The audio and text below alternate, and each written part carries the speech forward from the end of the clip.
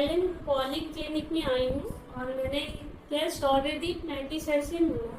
उन्होंने मेरे बच्चे को मैं बहुत उसमें मेरे बच्चे की तबीयत बहुत ही खराब थी, उसको मैं लेके आई। सर ने उसे इतना अच्छा ट्रीटमेंट दिया, वो अभी काफ़ी मतलब बहुत ही अच्छी है, एकदम स्वस्थ हो गई है।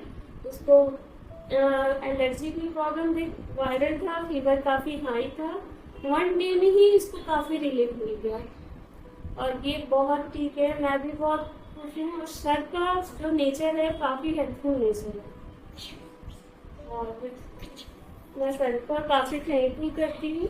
मुझे बहुत अच्छा लगा सर से मिलकर।